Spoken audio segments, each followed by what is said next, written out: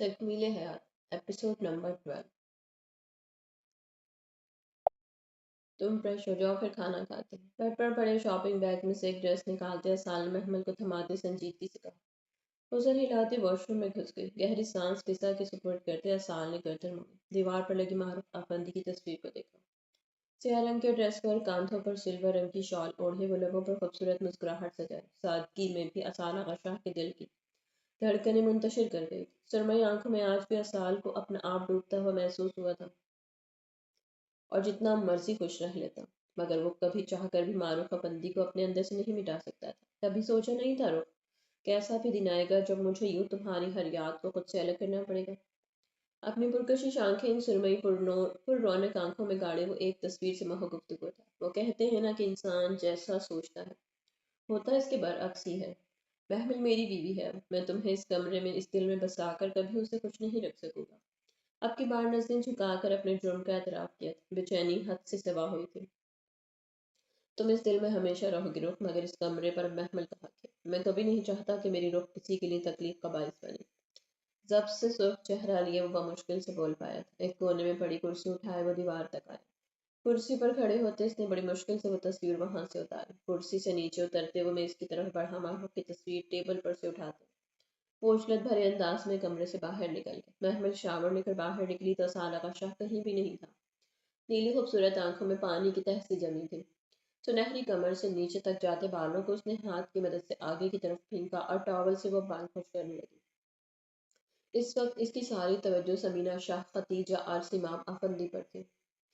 نفیسہ شاہ جتنا مرضی سے نفرت کرتی مگر وہ اتنا جان چکی تھی کہ وہ اسے ضرر نہیں پہنچائیں گی۔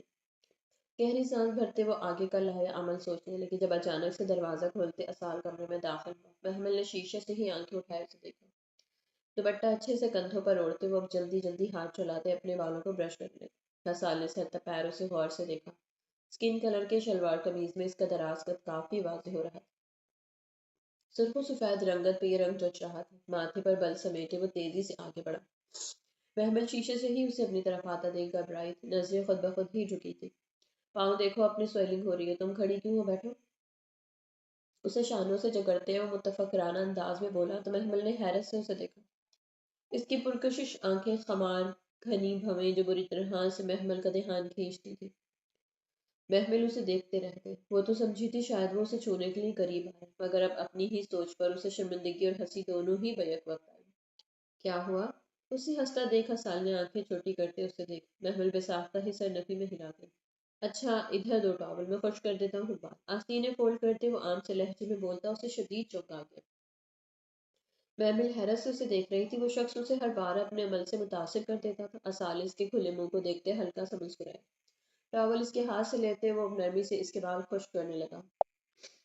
سائیں رہنے دیں آپ، میں کر لوں گی، وہ گھبرائی ہوئی سی خود میں سمٹ کر بولی۔ سائیں کی جان تھوڑا ثواب مجھے بھی کمانے دو، کیا پتہ جنت میں ایک دو حور ایکسٹرا مل جائیں۔ اس کی کندن سے رابع کو نرم نگاہوں سے دل میں اتارتے اسال نے شریر لہجے میں لب دبائے کہا۔ اس کی توقع کے عین مطابق محمل سر اٹھائے، اپنی بڑی بڑی آنکھیں پھیلائے اسے حیرت سے گھورنے لگی۔ حوریں؟ آپ کو حوریں کیوں چاہیے؟ وہ اپنی جلن چاہ کر بھی چھپا نہیں پائی۔ خوبصورت چہرے کے بدلتے رنگ اسال کو مزہ دے گئے۔ حوریں کیوں چاہیے ہوتی ہیں ایک مرد کو؟ ظاہر سی بات ہے، خدمت کروانے کے لیے، سکون حاصل کرنے کے لیے۔ وہ بظاہر سنجیدگی سے بول رہا تھا مگر محمل کے چہرے کی پھیکی رنگت دیکھ وہ لب دانتوں تلے دبا گئی۔ تو میں کروں گی نا آپ کی خدمت، جو کہیں گے سب کروں گی، پھر تو آپ کو حوروں کی ضرورت نہیں پڑے گی۔ وہ بے اختیاری میں اس کا ہاتھ اپنے سرد ہاتھوں میں تھامے بولی۔ اسال یکٹک اس حسن کی مورت کو دیکھ رہا تھا۔ اپنی زندگی میں اتنا مکمل حسن اس نے پہلی بار دیکھا تھا۔ وہ ہر حال میں، ہر گلیے میں حسین ہی لگتی تھی۔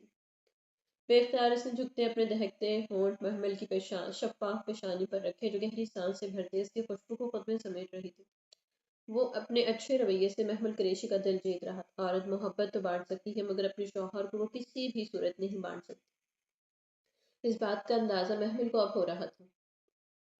اتنی خوبصورت بیوی کے ہوتے ہوئے کون کمبخت حوروں کے چکر میں پڑے گا۔ داہنی آنکھ بین کرتے وہ محمل کی اٹھی تھوڑی کو چومتے مخمور سے لہجے میں بولا۔ اس کے شدت بھرے لمس پر محمل بری طرح سے لرزی تھی۔ سوری، میرا گلا خراب ہے اس لیے میری تھوڑی سی آواز اوپر نیچے ہو رہی ہے، تو اس کے لیے معذرت۔ دھڑکنوں کا شور اسال آغا شاہ کو اپنے کانوں میں سنائی دے رہا تھا۔ اس سے پہلے کہ یہ بندہ بشر کوئی اور گستاخی کر بیٹھے پہلے بال خشک کر لیتے ہیں۔ گلا کھنکارتے ہوئے وہ اپنے آپ پر ضبط کرتے شرارت آمیز لہجے میں بولا۔ تو محمل فوراً سے اس سے دور ہوئی۔ تم کنگھی کر لو، میں آتا ہوں۔ بال خشک کرتے وہ اس کے سر پر بوسہ دیے محبت پاش لہجے میں بولتا کمرے سے باہر نکل گیا۔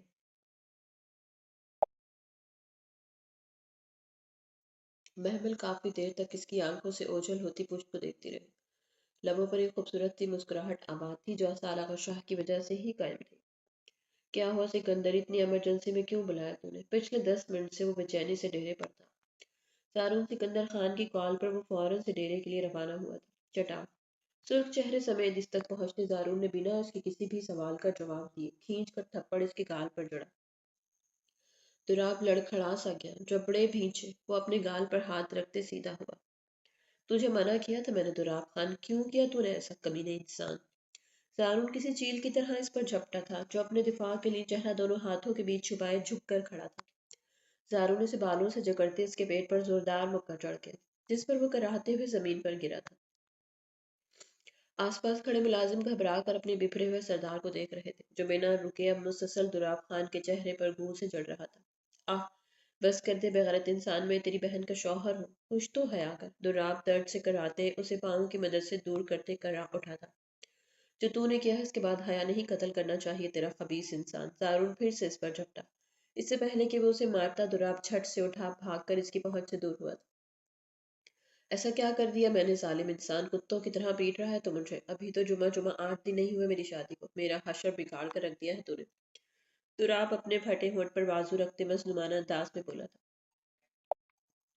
کمر الگ درد سے اکڑ چکی تھی، اس کا یہ شریف روپ زارون سکندر خان کے لیے ہضم کرنا مشکل ہو رہا تھا۔ مٹھیاں بھیجے وہ پھر سے اس کی طرف بڑھا۔ دراب نے اب کی بار پہلے حملہ کیا تھا مگر اس کا ہاتھ زارون بیچ میں ہی روکتے اب اسے گھما کر اس کی پشت اپنے سینے سے لگا گیا۔ ایک ہاتھ اس کی گردن کے گرد لپیٹتے وہ اب دباؤ بڑھاتے اسے چیخنے پر مجبور کر گیا۔ تیری وجہ سے میری مینے مجھ سے نفرت کرنے لگی دراب خان، تجھے منع کیا تھا میں نے کہ اس گھٹیا شخص کے سامنے میری بیوی ہرگز نہیں آنی چاہیے۔ تو نے پھر بھی مینے کو استعمال کیا اور اب وہ مجھے غلط سمجھ رہی ہے۔ اسے لگتا ہے میں نے اسے یوز کیا ہے آفتاب خان کو پکڑنے کے لیے۔ زارون کی کراہٹ پہ دراب اپنے حلق میں دبتی سانس بڑی مشکل سے بھر رہا تھا۔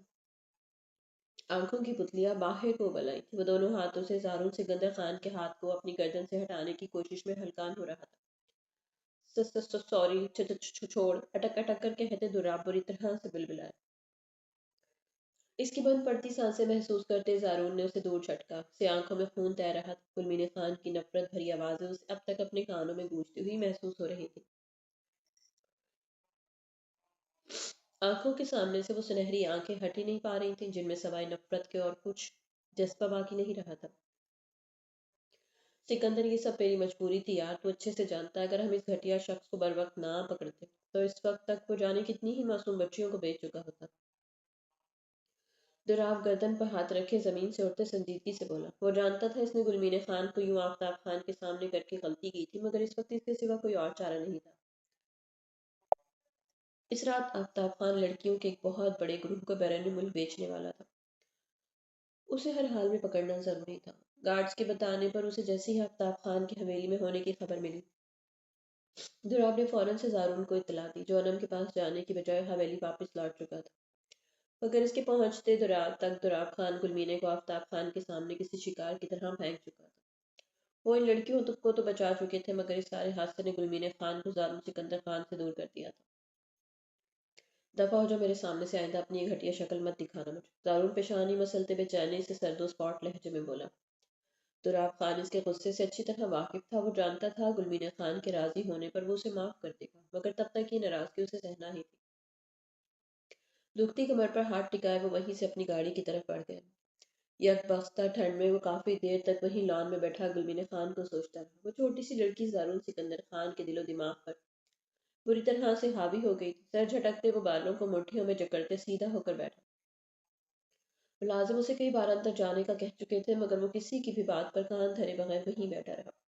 جو تکلیف حد سے سوا ہوئی تھی تو وہ گہری سانس بھرتے کرسی سے اٹھا، چاروں اطراف پھیلی دھند کو سیاست نگاہوں سے دیکھتے وہ اپنی گاڑی کی طرف بڑھا۔ باہر نکلو، میں خود ڈرائیو کروں گا۔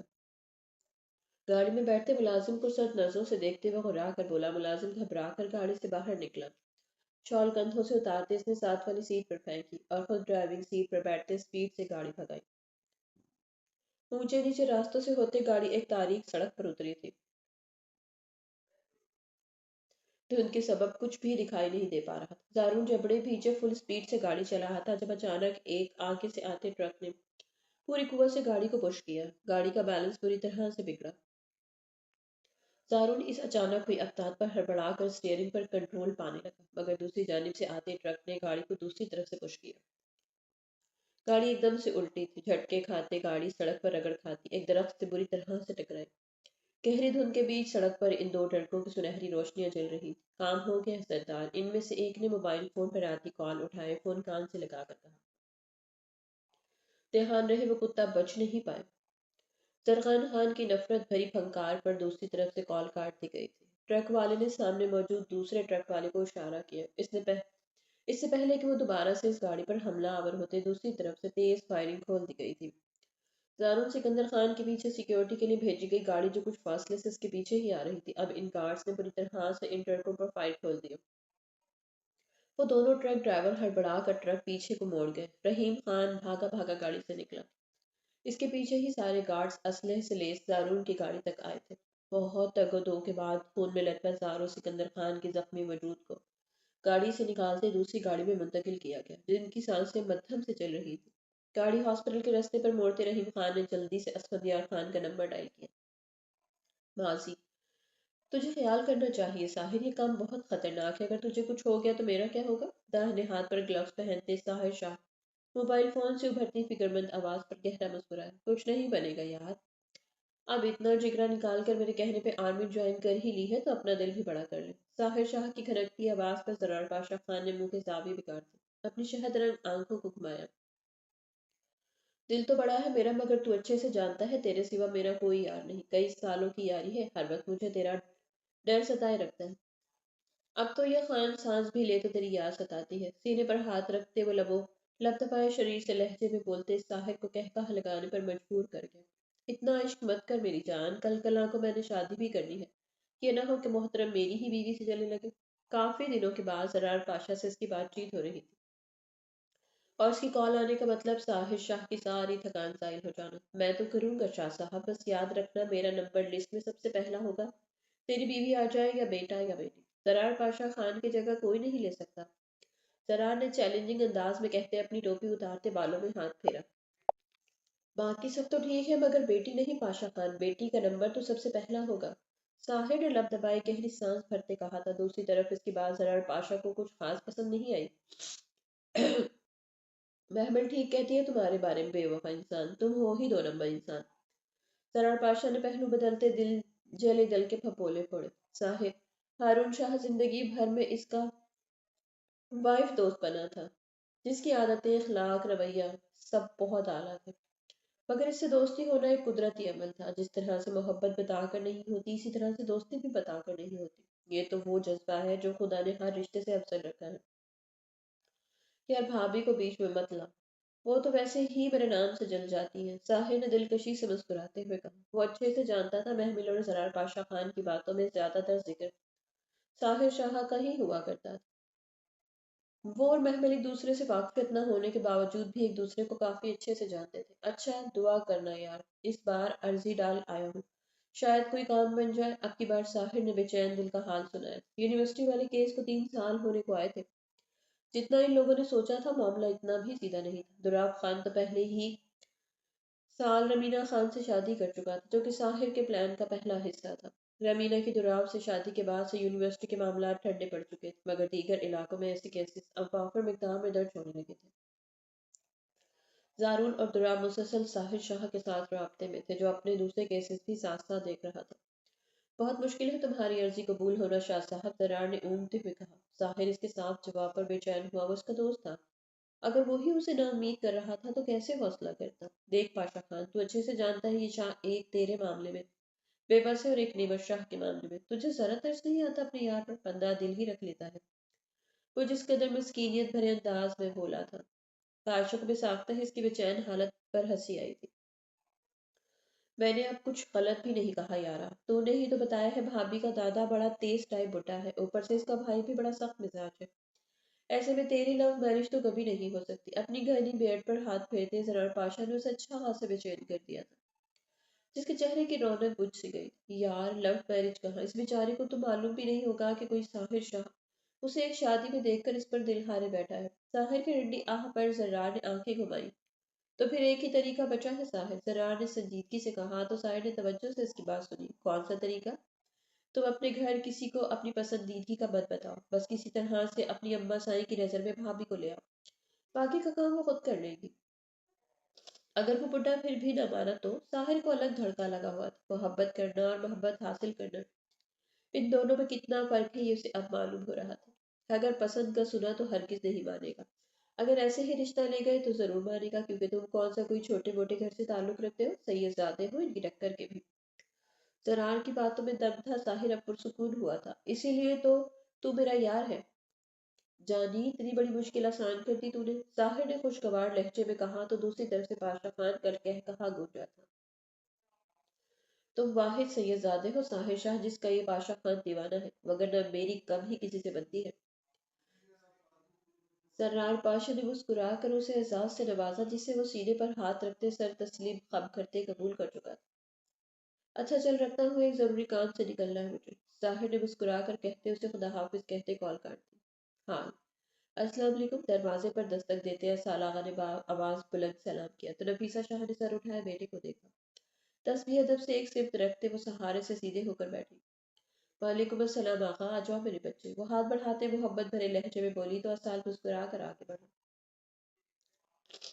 کیسی ہیں آپ اماں سائی؟ وہ ان کے قریب بستر پر ہی بیٹھا نہایت نرم لہجے میں استفسار کرنے لگا۔ الحمدللہ بہتر ہوں میری جان، تم بتاؤ ہو آئے ڈاکٹر کے پاس؟ کیا کہا ڈاکٹر نے؟ وہ صبح سے اس کی واپسی کے منتظر تھے، ہر ماں کی طرح وہ بھی بہت بے صبری سے اپنے ہونے والے پوتا پوتی کی منتظر۔ 2 سالوں سے یہ خواب اپنی آنکھوں میں سجایا تھا، اب جب خدا نے یہ دکھایا تھا تو وہ بے قرار کیوں نہ ہوتی۔ اسال نے مسکراتے ہوئے ان کا ہاتھ تھاما۔ ڈاکٹر نے ریسٹ کا بتایا ہے، ذہنی طور پر پرسکون رہنے کا کہا ہے۔ محفل کو گہری سانس بھرتے وہ ماں کے چہرے کو دیکھتے سنجیدگی سے بولا، بچہ کیسا ہے؟ نفیسہ شاہ نے بیزاریوں سے پہلو بدلتے ہوئے پوچھا، انہیں محمل سے کوئی لینا دینا نہیں تھا۔ اسال ان کے لہجے میں اکڑ پن اور بیزاریت محسوس کرتے لب کھینچ گئے۔ ابھی تو کچھ ہی دن ہوئے ہیں، کچھ دنوں کے بعد دوبارہ چیک اپ کے لیے جائیں گے، پھر علم ہوگا۔ سر جھکائے وہ سنجیدگی سے بولا، اللہ خیر کرے، اللہ میرے پوتے کو اپنے حفظ و امان میں رکھے، آمین آمین۔ کچھ کہنے کی چاہ ہوتے ہوئے بھی اسال محض آمین ہی بول سکا تھا۔ کھانا کھا لیا تم نے؟ نفیسہ شاہ اس کی عادت سے بخوبی واقف تھی، اچھے سے جانتی تھی کہ وہ ضرور کچھ کہنا چاہتا ہے، مگر وہ محمل کے حوالے سے کچھ سننے کے موڈ میں نہیں تھی۔ نہیں، محمل کے ساتھ کھاؤں گا، گھنی پلکی اٹھائے وہ سرد لہجے میں بولا۔ اب آپ سے ایک درخواست ہے، انگلی کی مدد سے ماتھے پر لکیریں کھینچتے وہ گلا کھنکارتے ہوئے گویا ہوا۔ نفیسہ شاہ سخت تاثرات سے اسے دیکھ رہی تھی۔ آپ پلیز محمل کے لیے اپنا دل نرم کر دیں، اس وقت اسے توجہ اور پیار کی ضرورت ہے، مگر پوری حویلی میں کوئی ایک بھی ایسا شخص نہیں جسے اس کی پرواہ ہو۔ میں سکون سے کسی بھی کام پر توجہ نہیں دے پا رہا، ہر وقت یہی فکر لگی رہتی ہے کہ میرے پیچھے سے کوئی اسے نقصان نہ پہنچا دے۔ گہری سانس بھرتے وہ بھاری آواز میں بولا۔ نفیسہ شاہ بغور بیٹے کو دیکھ رہی تھی، جس کے چہرے پر صدیوں کی تھکان ابھر آئی تھی، تکلیف کے تاثرات اس کے انگ انگ سے واضح جھلک رہے تھے۔ اسال میرے بچے، کیوں اتنے متفکر ہو اس لڑکی کے لیے؟ نفیسہ شاہ تڑپ کر رہ گئی تھی، پہلے معروف اور اب محمل ایک ماں ہو کر وہ اپنے بیٹے کی یہ حالت ہرگز نہیں دیکھ پا رہی تھی۔ یہی تو بات ہے اماں سائی، وہ لڑکی صرف ایک لڑکی نہیں، میری بیوی ہے، میرے بچے کی ماں، اسے ملنے والی ہر تکلیف مجھے تکلیف دے گی۔ نفیسہ شاہ اس کی آنکھوں میں دیکھتی رہ گئی، جہاں تفکر محبت جیسے نرم گرم جذبات ہلکورے لے رہے تھے۔ سر سانس بھرتے انہوں نے اپنا ہاتھ نرمی سے اس کی گال پر رکھا۔ ہمارے خاندان بھر میں اتنا نرم دل، اتنا اچھا کوئی نہیں آقا، میرے بچے تم کس پر چلے گئے ہو؟ اسال ماں کی بات پر بے ساختہ ہی ہنس پڑا۔ اب ایسا بھی نہیں اماں سائی، بابا بھی تو ایسے ہی نرم دل ہوا کرتے تھے، اور آپ بھی تو ہیں۔ وہ ان کے ہاتھ پر دباؤ بڑھاتے لاڈ سے بولا تو بے ساختہ ہی وہ مسکرا دی۔ مکھن مت لگاؤ مجھے، میں خیال رکھا کروں گی اپنے پوتے کا، صرف پوتے کا۔ داہنی ابرو اٹھائے وہ سنجیدگی سے بولا، تمہاری بیوی کو بھی دیکھ لوں گی اب خوش؟ ناک چڑھاتے وہ ذرا خفگی سے بولی تو اسال کا کہا گونجا تھا، اور جھٹ سے ان کے ساتھ چلا۔ نفیسہ شاہ نے مسکراتے ہوئے اسے سینے سے لگاتے اس کے سر پر بوسہ دیا تھا۔ اتنے عرصے کے بعد تو بیٹے کو یوں ہنستا مسکراتا دیکھ وہ کتنی خوش ہوئی تھی، یہ شاید وہ لفظوں میں ہی بیان نہیں کر سکتی تھی۔ اللہ تمہیں خوش اور آباد رکھے میری جان، آمین۔ اسال کی پیشانی پر بوسہ دیتے وہ دل سے مسکرا کر گویا ہوئی، اسال نے مبہم سے انداز میں مسکراتے ہوئے آمین کہتے آنکھیں سکون سے بوجھ لی۔ خان حویلی میں آہ و بکا کا عالم چھایا ہوا تھا۔ زرتاج خان کے رونے کی آوازیں پوری حویلی میں گونج رہی تھی۔ ایسے میں نرگس خان سب سے پہلے اپنے کمرے سے باہر نکلی۔ دل کے مقام پر ہاتھ رکھتے ہوئے گھبرا کر فرش پر بیٹھی زرتاج خان تک پہنچی۔ بھابھی کیا ہو گیا ہے؟ آپ ایسے کیوں بیٹھی ہیں؟ انہیں روتا دیکھ وہ فکر مندی سے مستفسر ہوئی۔ اسفندیار خان داجان کے کمرے سے ان کے ساتھ ہی باہر نکلے تھے۔ نعمت گھبرا کر کمرے سے نکلی، سر پر دوپٹہ جمائے سے گہری سے آنکھیں پھیلائے فکر مندی سے سیڑھیاں اترتے روتی ہوئی زرتاج خان کو دیکھا۔ دل کسی انجانے خدشے کے تحت دھڑکا۔ گلمیر خان ننگے پاؤں ہی بھاگتے ہوئی سیڑھیاں عبور کرتی نیچے پہنچی۔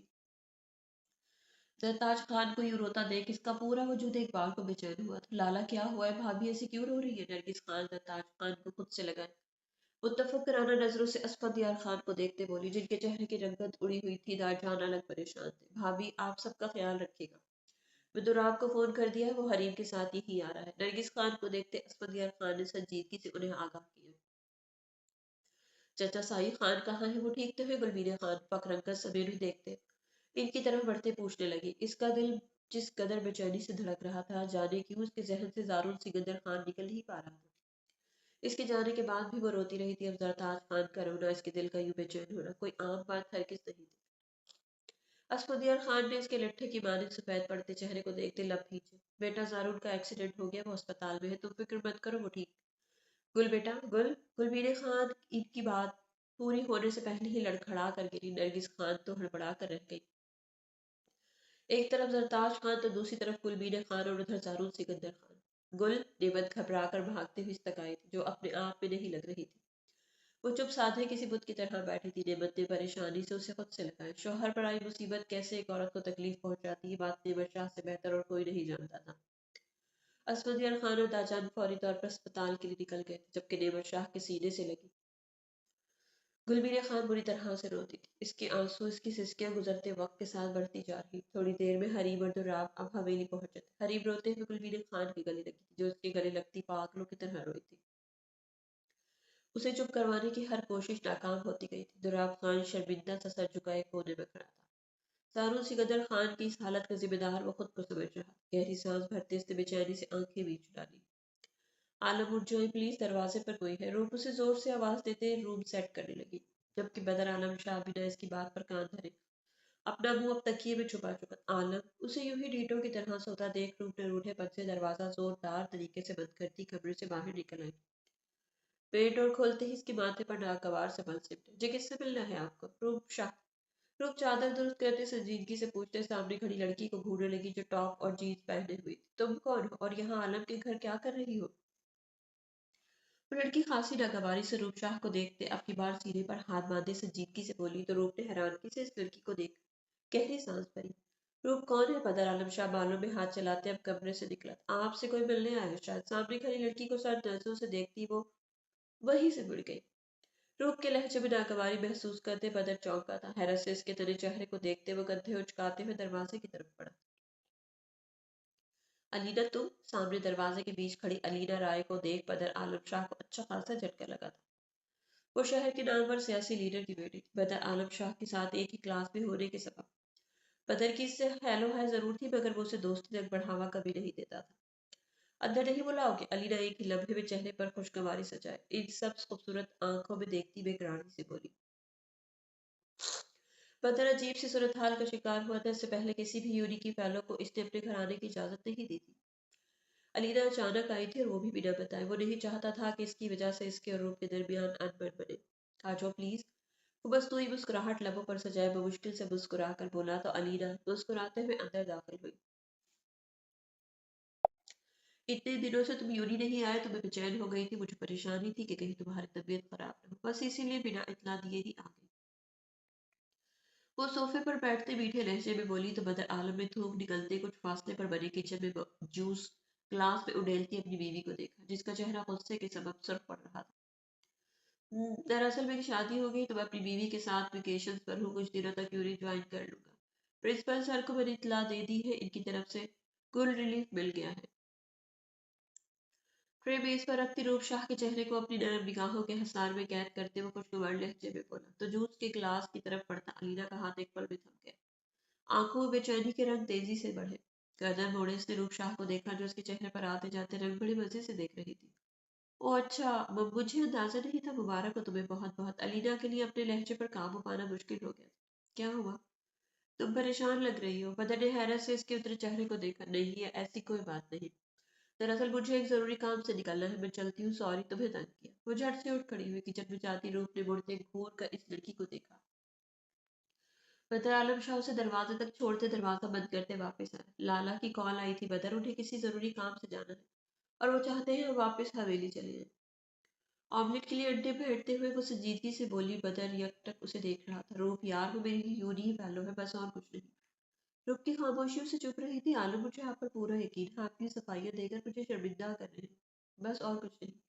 रूप ने घूर कर अपनी सी आंखें फैलाए उसे देखते हुए कहा। आलम लब दबाए इसके हसीन चेहरे को देखते लम्हों में इस तक पहुंचा। नरमी से उसे सीने से लगाए वो आंखें सुकून से बूंद गया। आपका ये एतबार मेरी मोहब्बत का इनाम है रूप शाह, और ये बदर आलम शाह कभी ऐसा कुछ नहीं करेगा जिससे आपका एतबार टूटे। वो उसे खुद में भीचे जुनूनी खेज अंदाज में बोलता जा रहा था और रूप शाह इसकी बाहों के हसार में खड़ी बेबसी से उसे सुन रही थी। पागलों की तरह पूरे कमरे में चक्कर काटते हुए बेचैनी से अपने बालों को नोच रही थी। घबराहट के सबब इसका सांस सीने में अटक रहा था। तुराब खान और हरीम खान को गए हुए आधे घंटे से ज्यादा का वक्त हो चुका था, मगर अमीना खान को इस वक्त से चैन नहीं मिल पाया। सारून सिकंदर का चेहरा इसकी आंखों से चिपक कर रह गया। बेख्तियार ही बेख्तियारी में अपनी आंखें रगड़ते हुए बेड की तरफ बढ़ी, मगर तभी इसका मोबाइल फोन बजा। रबीना ने हाथ बढ़ाते मोबाइल फोन उठाया। दुराब खान का नंबर देख कर वो चौंकी। हेलो दुराब, क्या हुआ? सब ठीक तो है? दुराब इसके लहजे का भीगापन महसूस कर चुका था। जब ही गहरी सांस भरते गाड़ी की स्पीड बढ़ाई। रबीना बहुत बड़ा मसला बन गया है। सिकंदर की बाजू बुरी तरह से जख्मी हो चुका है। हॉस्पिटल का कोई भी डॉक्टर इलाज करने को तैयार नहीं। तुम कहाँ हो? जल्दी पहुंचो, मुझे ले चलो, मैं खुद करूंगी सिकंदर का इलाज। वो पागलों की तरह बेड से उठते बेकरारी के आलम में बोले। दुराब जानता था वो इनकार हरगिज नहीं करेगी। तुम रेडी रहो रवीना, मैं बस आ रहा हूँ। दुराब ने कहते ही कॉल काटी। रवीना उजलत में बिस्तर से उठी, बालों का रफ जूड़ा बनाया इसने, आंखें जोर से रख ली। शीशे के सामने जाते वो अपने आप का जायजा लेने लगी। कहीं दुराब खान को इस पर शक न हो जाए कि वो रोती रही है। कुछ कतरे अपनी हालत दुरुस्त करते वो लॉन्ग कोट पहनते अब तैयार खड़ी थी। एकदम से जहन में जरखान खान का ख्याल। मोबाइल फोन उठाए से जबड़े भींचते हुए इसका नंबर डायल किया, जो 2 बैल के बाद उठा ले गए। रक्स के साथ साथ मौसीकी की तेज आवाज मोबाइल फोन के बाहर से सुनाई दे रही। क्या हुआ है सलमान, किस बात का जश्न मना रहे? रमीना खान का लहजा खासा खुश था। वो अच्छे से जानती थी आफ्ताब खान के कत्ल के बाद से वो कैसे जख्मी भेड़िए की मानद घूम रहा था। अरे रमीना, जश्न मना रहा हूँ अपने भाई के कातिल की मौत का, इस सिकंदर खान की मौत का। हा हा हा, मार दिया मैंने इस कुत्ते को। जबान संभाल कर बोलो सलमान खान, अगर एक बार और ये अल्फाज अपने मुंह से निकाले तो बाखुदा किसी को मुंह दिखाने के काबिल नहीं छोड़ूंगी मैं तुम्हें। रबीना खान की धार पर जरगान खान के रक्स करते हाथ थमे, आंखों में हैरत और गुस्सा बेक वक्त उमड़ा। तुम होती कौन हो मुझे धमकाने वाली? जरगान खान ने जबड़े सख्ती से भींचते फंकारते हुए कहा। जिस शख्स के कत्ल की तुम बात कर रहे हो, मैं इसकी आशिक हूँ जरगान खान। अगर उसे कुछ हुआ तो तुम्हारी बोटी बोटी नोच कर मैं दुबई के कुत्तों को खिलाऊंगी। ये वादा रहा मेरा। सर्द स्पॉट लहजे में कहते वो अगले ही लम्हे फोन काट चुके थे। गहरी सांस भरते अपने आप को कंपोज करते मोबाइल फोन बैग में रखते बाहर निकले। थोड़ी ही देर में दुराब खान की गाड़ी अंदर आई थी। रमीना उछलत में गाड़ी की तरफ बढ़ी। इसकी बेकरारी देख दुराब चौंका जरूर था।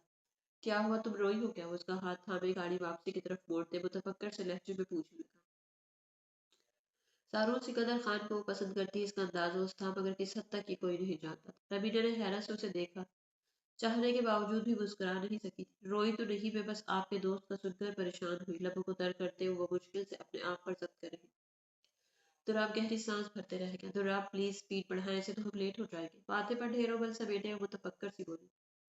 इसकी इतनी फिक्र? दुराब ने हैरत से उसे देखा, मगर वो पहले ही इसकी मोहब्बत की बाबत जानता था। रिलैक्स रमीना, धुंध बढ़ रही है, अगर स्पीड बढ़ाए तो कुछ भी हो सकता है। दुराब ने सुकून से कहा, मगर वो पहलू बदलते रह गए। थोड़ी ही देर में वो गांव के छोटे से अस्पताल के सामने थे। गाड़ी पार करने से पहले ही रमीना उजरत में गाड़ी से उतरकर अंदर भागी थी। दुराब कांधे उचकाते रह गया। वो अंदर दाखिल हुई। सामने ही एक बेंच पर असफंदियार खान और दाजान बैठे हुए थे। रमीना को देख वो कुछ चौंके। वो बिना उन्हें मुखातिब किए कमरे में दाखिल हो गई। दरवाजे से अंदर दाखिल होते ही उसकी निगाह जख्मों से लथपथ बेहोश पड़े सारून सिकंदर खान पर पड़ी तो जैसे उसे जिस्म से जान निकलती महसूस हुई। वो जल्दी से बैग एक तरफ रखते बेड के करीब गई। डॉक्टर उसे सवालिया नजरों से देखने लगे। ब्लीडिंग हो रही है इडियट, मेरा मुंह क्या देख रहे हो, पीछे हटो। वो गुस्से से सुर्ख चेहरे समेत गरजी। डॉक्टर हड़बड़ा कर पीछे हट गया।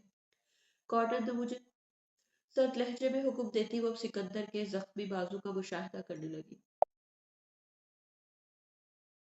लाला, असाल आगा शाह जो सुबह ही सुबह उजड़े से बाहर निकल रहा था, खतीजा के मुखातिब करने पर चौंक कर रुका। वो उसे कम ही मुखातिब करती थी, ये भी असाल के हुक्म पर उसे लाला कहना शुरू किया था, वगरना वो उसे नाम से मुखातिब करती थी। क्या हुआ खतीजा, इतनी परेशान क्यों हो? असाल घड़ी पर वक्त देखते परेशानी से इस्तफसार करने लगा। थोड़ी देर में इसकी बैठक थी, उसे गांव के मुअज्जिजीन से मिलना था और सूरत हाल पर काबू पाने के लिए कोई बेहतर हल निकालना था। लाला सिमाब को बहुत तेज बुखार है कल रात से, डॉक्टर को कॉल की थी मगर वो शहर गई हुई है, आप प्लीज उसे अस्पताल ले जाएं। चेहरे पर ढेरों मासूमियत सजाए वो परेशानी से बोली तो असाल चौंका। कल रात तक तो वो ठीक थी, वो अच्छे से जानता था उसे कुछ भी नहीं हुआ था। मुझे एक जरूरी बैठक के लिए निकलना है, मैं इकबाल से कह देता हूँ वो तुम्हें और सिमाब को अस्पताल ले जाए। असाल ने सर्द मगर दो टोक लहजे में कहा तो खतीजे गड़बड़ा सी गई। आगा, अब तुम हवेली के जवान बच्चियों को नौकरों के साथ भेजोगे? आगा जान जो कमरे से निकलते इनकी बातें सुन चुके थे, इनकी सर्द आवाज पर असाल चौंक कर रह गया। आगा जान, इकबाल हवेली का ही फर्द है, कितने सालों से वो हमारे साथ रहते आ रहा है। अगर मुझे जरूरी काम ना होता तो मैं जरूर ले जाता। आगा ने मुस्तहकम लहजे में उन्हें समझाना चाहा था मगर आगा जान उसे हर हाल में अस्पताल भेजना चाहते थे। तुमने खुद इस लड़की की जिम्मेदारी ली है आगा, अब इसका ख्याल रखना भी तुम्हारी जिम्मेदारी है, जाओ अस्पताल ले जाओ उसे। असल चौंक कर उन्हें काफी हैरत से देख रहा था, वो अच्छे से जानता था महमिल ही की तरह उन्हें सिमाब अफंदी जरा भी पसंद नहीं थी, मगर आज वो जिस तरह से इसके लिए साल से बहस कर रहे थे इसका उलझना बनता था। खतीजा जाओ, इसे ले आओ गाड़ी में, मैं इंतजार करता हूँ। असाल ने गहरी सांस भरते एक निगाह आगा जान पर डालते हुए कहा और खुद बाहर निकल गया। खतीजा सिमाब के साथ वहां से जा चुकी थी, अब आगा जान गहरी सांस भरते मेज की तरफ बढ़े। इकबाल, इनकी बुलंद आवाज पर इकबाल फौरन से भागता हुआ इन तक आया। नफीसा शाह बज़ाहिर किचन में मसरूफ थी मगर इनकी सारी तवज्जो बाहर की तरफ। क्या खबर लाए हो, कुछ पता लगा कहाँ रहता है वो जरार पाशा खान?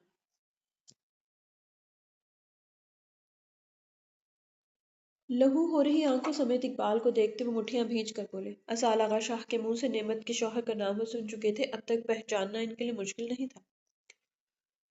अब नेमत तक पहुंचना इनके लिए मुश्किल नहीं था। सरकार साईं, वो बड़ी हवेली का छोटा बेटा, हफीज कुरैशी के साले का बेटा। आपकी बारिश ने नजरें झुका डाली थी। आगा जान की आंखें एक लम्हे में हैरत से फैली।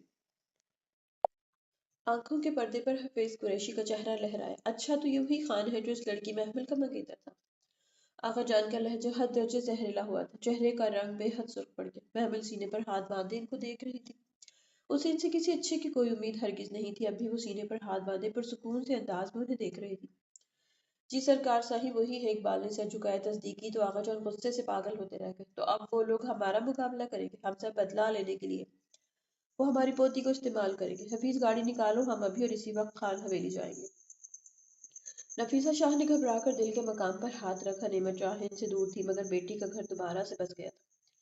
भला इससे बड़ी खुशी और क्या हो सकती थी, मगर अब आगा जान के फैसले पर वो घबरा कर रह गई। इकबाल भाग कर बाहर निकला था। आगा जान तेजी से मुठियां भींचते गुस्से के आलम में बाहर निकल गए। महमल ताज्जुब से सर झटकते अपने कमरे की तरफ बढ़ गए। इतने दिनों से ये बात अच्छे से जान चुकी थी कि आगा जान अपना हर उल्टा काम असाल आगा शाह की गैर मौजूदगी में ही करते थे। असाल ने उसे सेल फोन लेकर दिया था जिसमें उसकी अम्मा, बाबा और असाल का नंबर सेव था।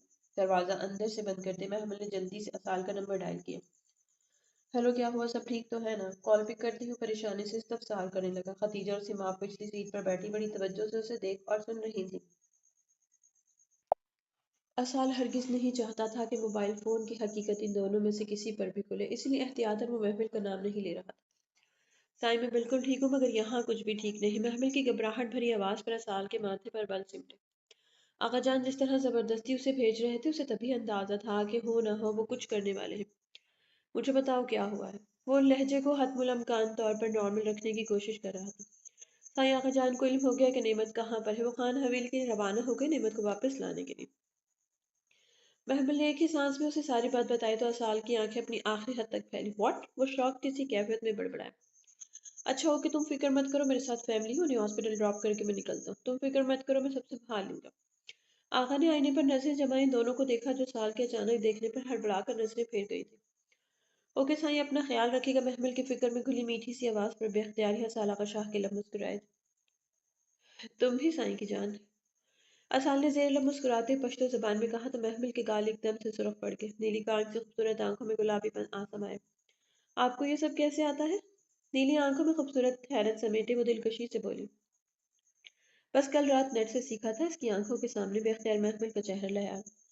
کل ہی تو وہ اسے تنگ کرتی رہی تھی، پشتو زبان میں جانے کیا کیا کہتی رہی تھی۔ اسی لیے اسال آغا نے غصے اور ناراضگی میں خود ہی کئی الفاظ سیکھ لیے تھے، جن میں سب سے پہلی لائن یہی تھی۔ خدیجہ اور سیما اب دونوں ہی منہ کھولے حیرت سے ایک دوسرے کو دیکھ رہی تھی، اتنا اگنور کر رہا تھا وہ ان دونوں کو ہی۔ اب جانے کس سے فون پر ہنس ہنس کر باتیں کر رہا تھا، وہ دونوں ہی جلے دل سمیت پہلو بدلنے لگی۔ آپ واپس آ جائیں پھر بات ہوگی، محمل مسکرا کر کہتے سرنفی میں جھٹک گئی۔ اللہ حافظ، اسال نے گہری سانس بھرتے خدا حافظ کہتے کال کاٹ دی۔ اب اس کی ساری توجہ نعمت کی طرف تھی، اسے جلد از جلد خان حویلی پہنچنا تھا۔ گل ہوش کرو یار، لالا ٹھیک ہوں گے، تم کیوں رو رو کر اپنا حشر بگاڑ رہی ہو؟